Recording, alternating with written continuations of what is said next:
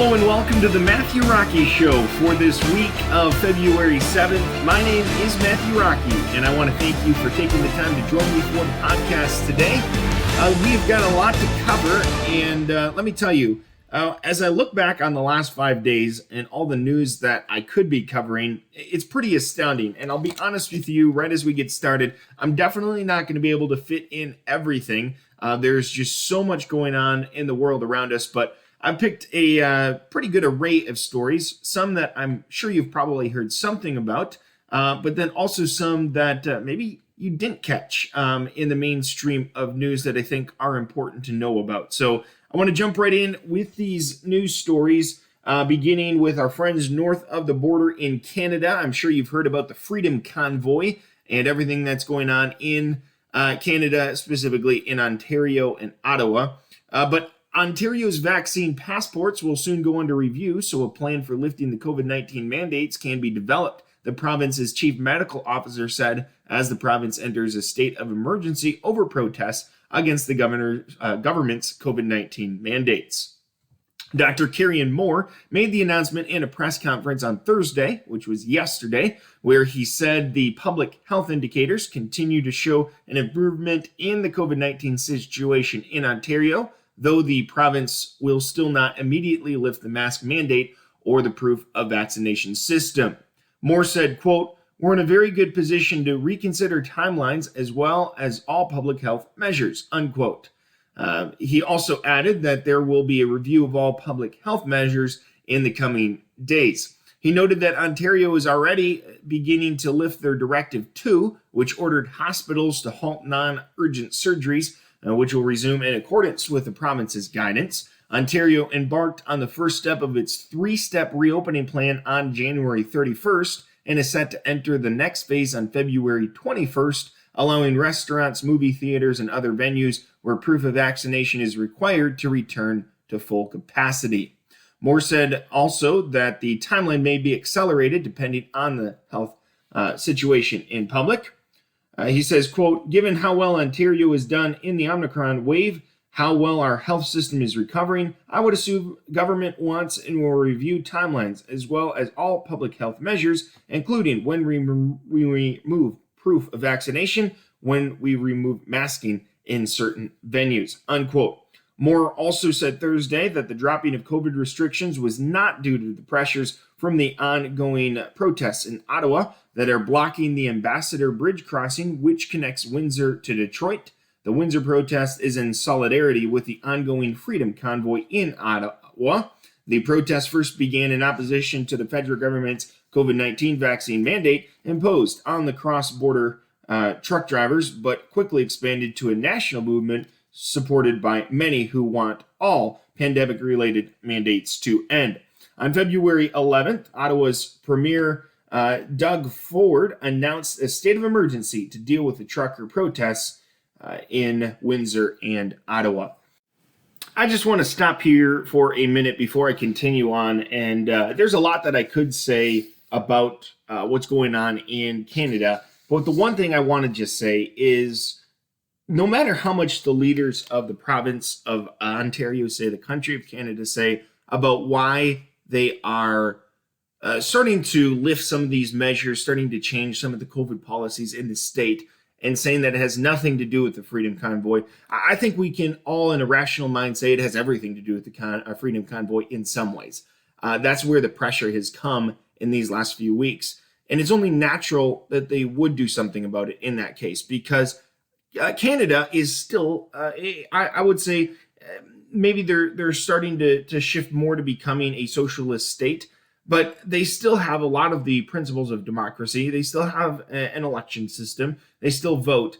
And there's a lot of politicians who I'm sure are thinking about where their job is going to be if they don't start listening to the voters. And again, this is a conversation that is to be had at some point, but not today. But I think it's interesting to say when you do live in a democracy and you do have the right of the freedom of speech, the right to elect your leaders, the right to elect those who are going to govern your country, there's a lot more power that you have than I think a lot of people think they have, which is kind of sad because Not that we should be trying to overthrow governments and always just replacing leaders and taking out anyone whenever they don't do what we want them to do.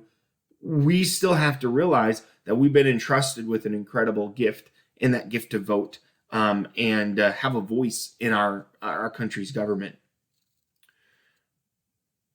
Governor Ron DeSantis, the governor of Florida, has voiced his support for a bill that would prohibit the discussion of sexual orientation and gender identity in the state's primary schools. A bill that has been called the Don't Say Gay bill was passed by the Florida's Senate Education Committee this past Tuesday along party lines. Asked by reporters at a Miami event on Monday, he said it was, quote, entirely inappropriate, unquote, for teachers to be having conversations with students about gender identity, citing instances of them telling children, quote, don't worry, don't pick your gender yet, unquote, and also hiding classroom lessons from parents. Schools need to be teaching to read to write, DeSantis said. They need to teach them science, history. We need more civics and understanding of the U.S. Constitution, what makes our country unique, all those basic stuff, unquote. He also added the larger issue, or really the crux of this whole problem and discussion that's being had around this bill, is that parents must have a seat at the table when it comes to what's going on in schools. Although DeSantis stopped short of committing to signing the bill, it was the first time the Republican governor signaled his support for the measure since it was proposed by the state's House of Representatives last month. George Washington University, amid widespread criticism, has reversed its decision to censor criticism of Beijing, admitting it was a mistake to remove political posters on campus at the behest of Chinese student-controlled groups by the CCP, or the Chinese Communist Party. The posters in question are designed in a way that, at first glance, they look like real advertisements for the Olympic Winter Games that are currently underway in Beijing, but in fact contain satirical messages about ongoing human rights abuses in China. One poster, for instance, shows a Chinese figure skater skating over a bleeding flag of Hong Kong, representing the dramatic decline of the city's freedoms under the ever-tightening CCP control. The appearance of these posters on campus provoked a strong reaction from the Chinese Students and Scholars Association, known as the CSSA, which is known for a doubling arm of the Chinese embassy to advance Beijing's overseas interests.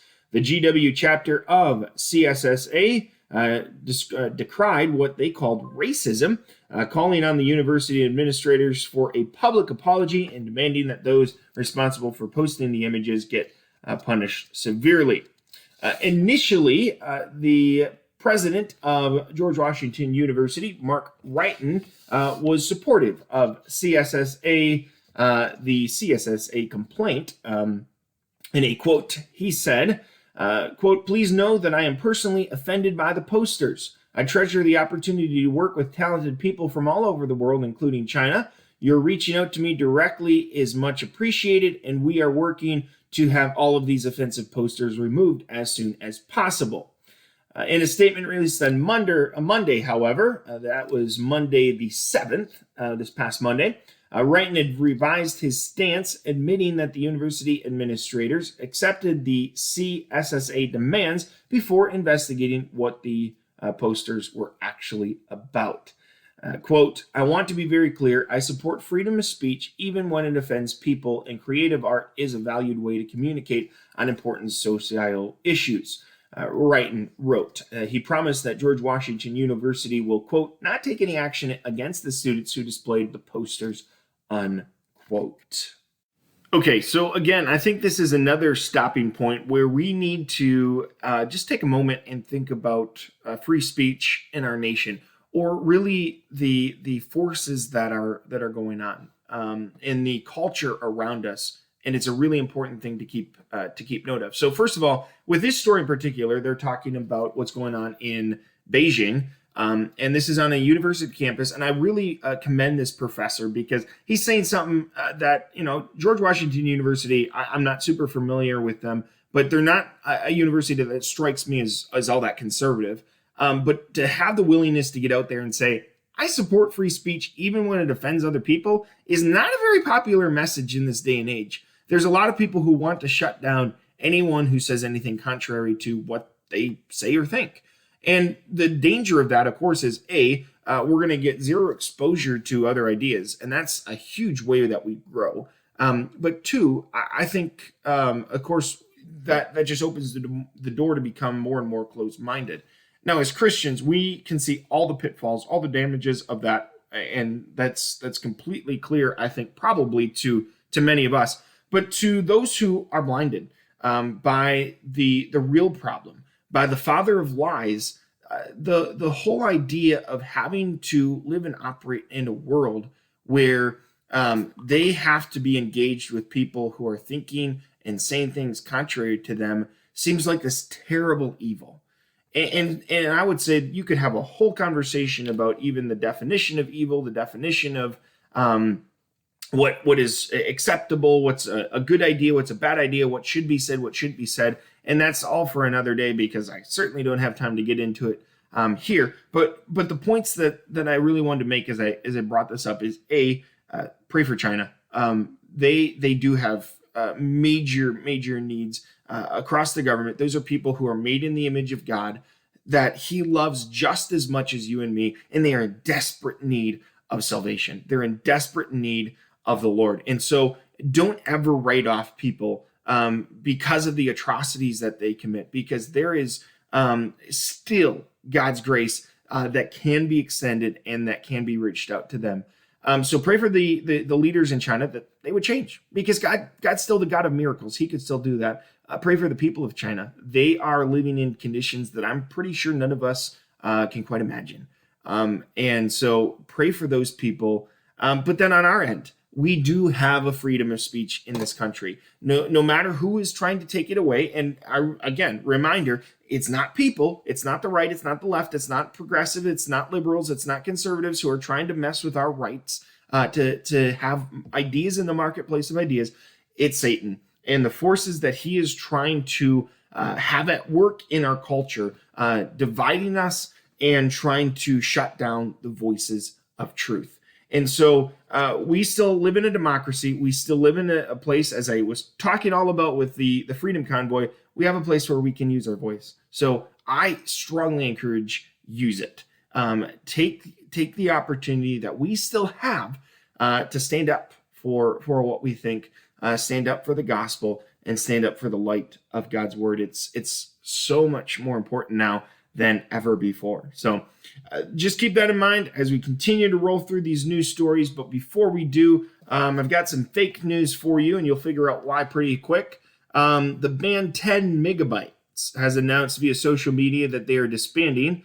The group leader said that they had much anticipation. However, they were unable to get a gig. And if you didn't get that, just think about it for a minute. It probably would come to you. Here's a question. Do you suffer from anxiety that an intruder may be hiding in your bedroom? You're not alone. All right. Hopefully that one was obvious. And one last one for you. We've got Valentine's Day coming up here on Sunday, and I don't want to brag, but last year I opened more Valentines than I could count. I also got fired from the post office last year.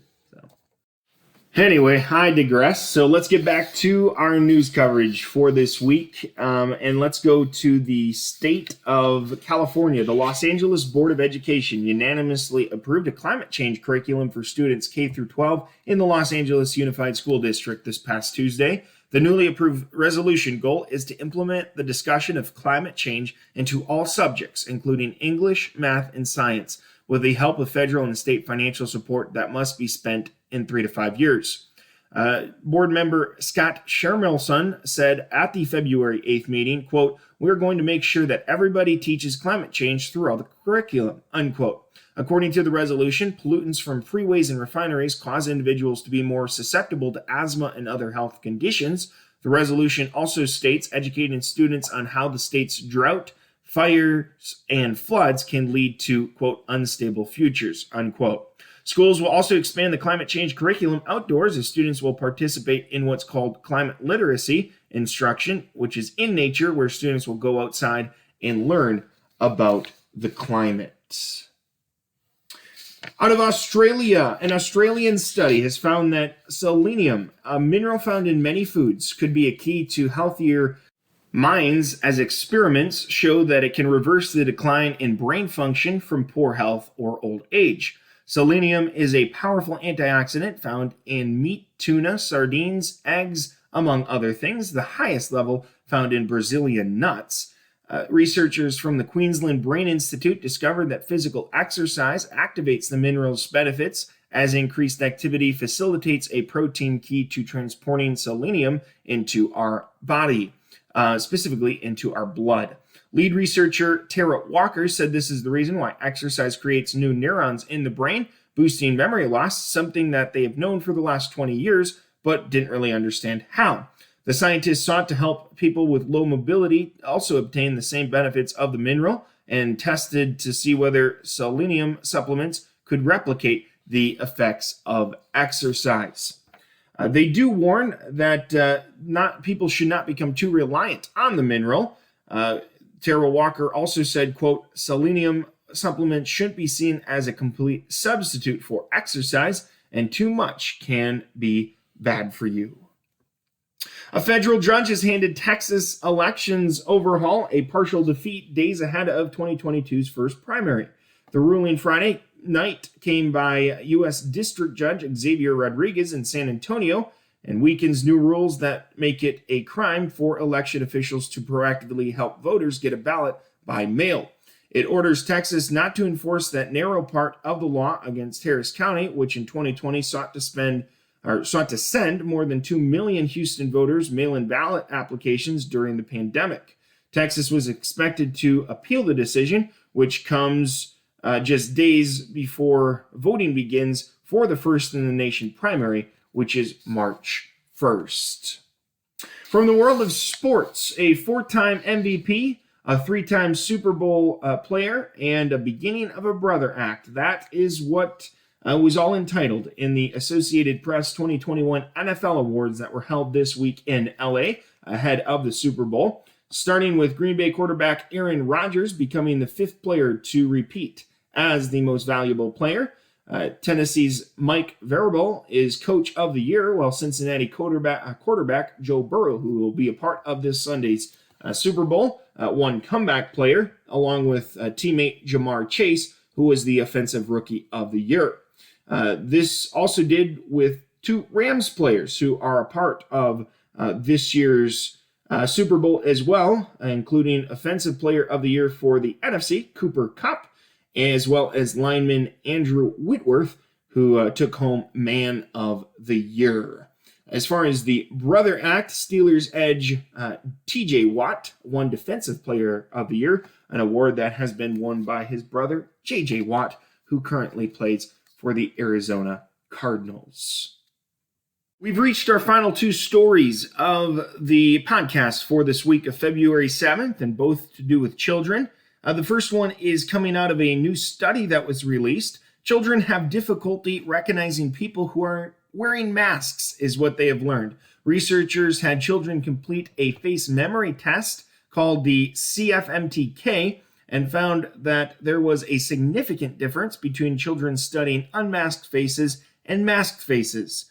Quote, the main findings from this paper are that children struggle to recognize masked faces. We found a decrease of 20% in their ability to recognize masked faces, while the average decline is around 15% for adults. So said Assistant Professor of Faculty Health at York University in Canada, Erez Freyund. This is what he told researchers. Previous research already showed adults' ability to process faces is hindered by masks. The new study is one of the first to examine the effect of masks on children's facial recognition abilities.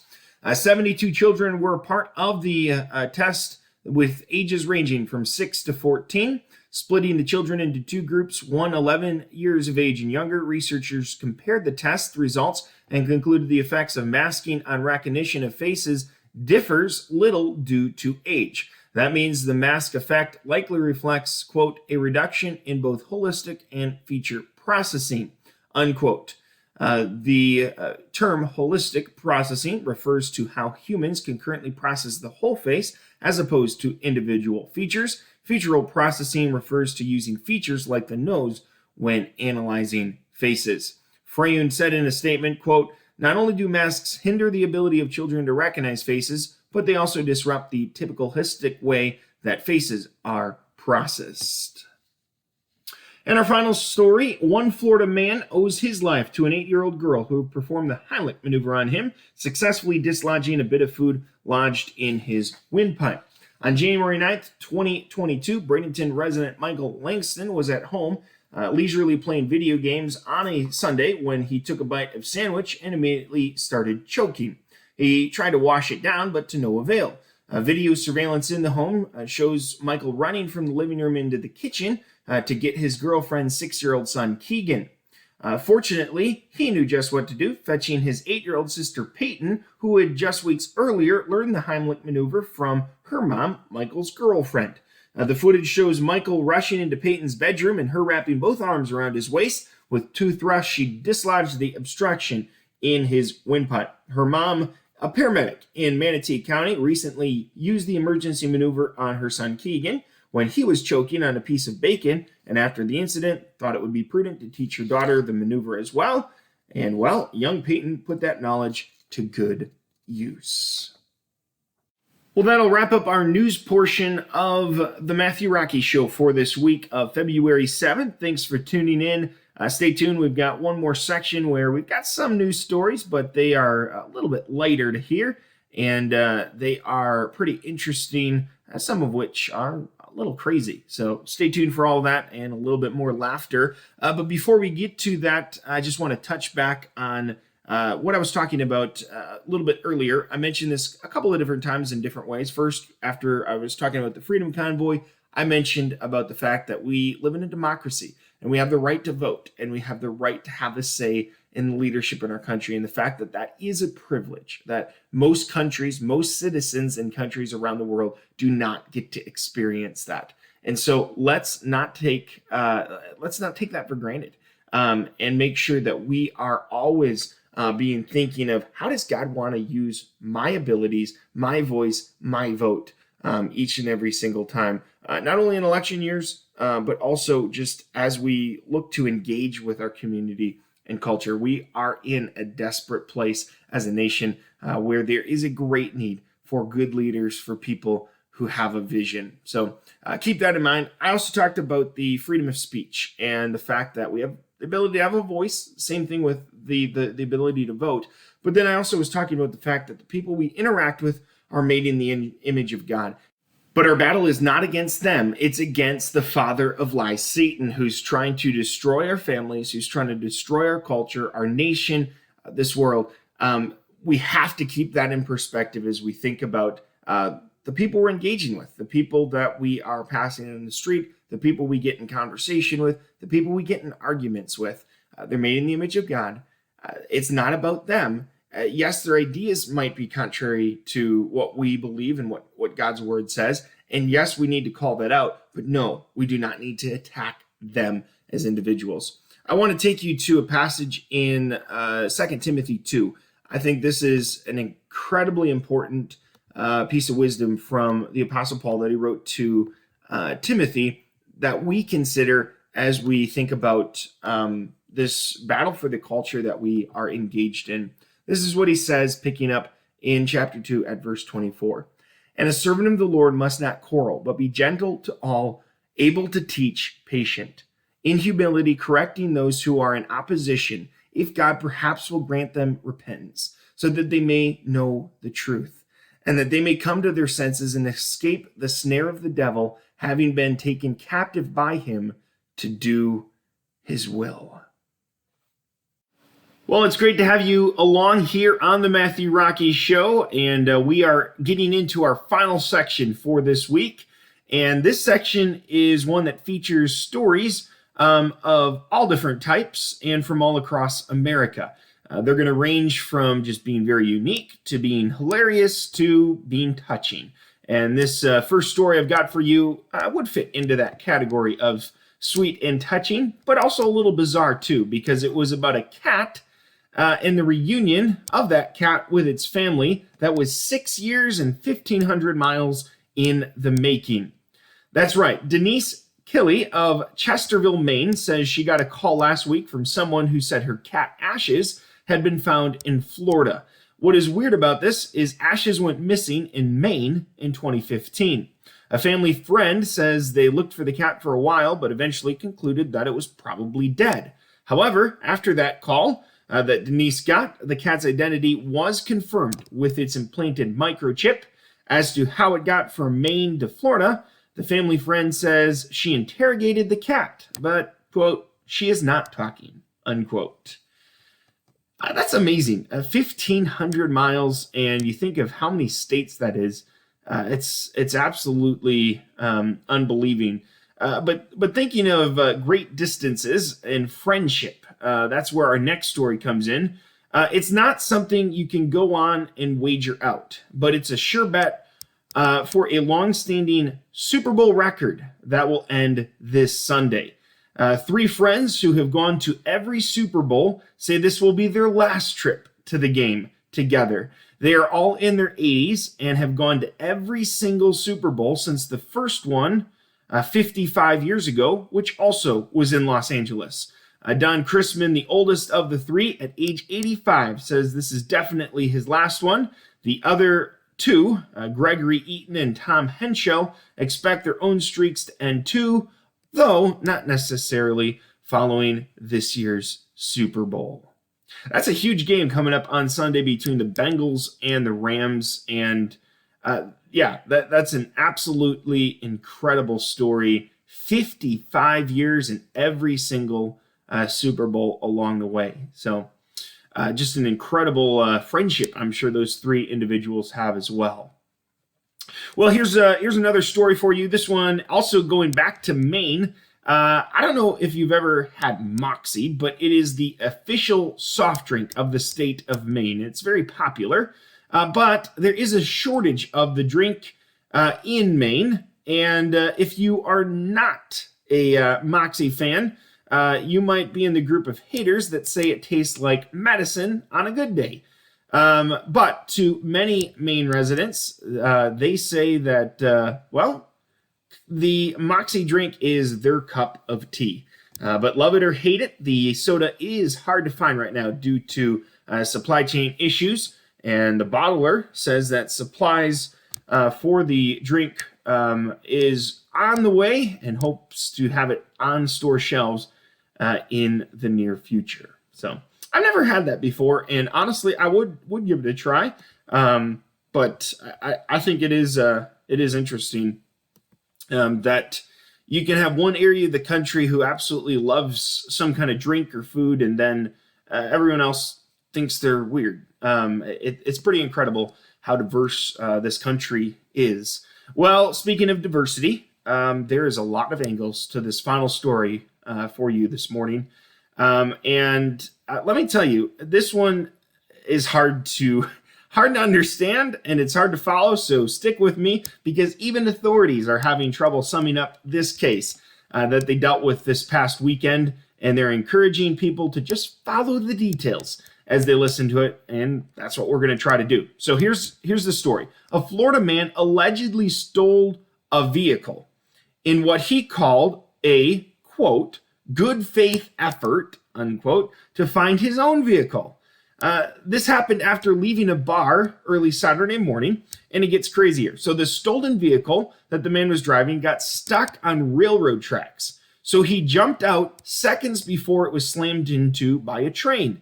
When the train struck the vehicle, it sent it flying into a nearby home where 2 people were inside. Thankfully, neither was hurt. But the rampage didn't end there. Police say after the crash, the man tried then to steal a forklift from a nearby fruit stand, which he also vandalized. And here's the just the most insane part of this. He then flagged down responding deputies to let them know he was looking for his missing vehicle. That's when he was arrested. The 38-year-old man faces charges of grand theft and criminal mischief, with additional charges expected to be tacked on. Absolutely unbelievable. Well, here's a couple of other notes for you as we close out today. I have been offered a job as a noise pollution control officer but I had to turn it down. And here's something else, though, that I did do on a different note. I did join an online dating agency for arsonists. They send me new matches every week. Well, hopefully this has all brought a smile to your face. It's been great to have you along for the Matthew Rocke Show, and we will see you next week.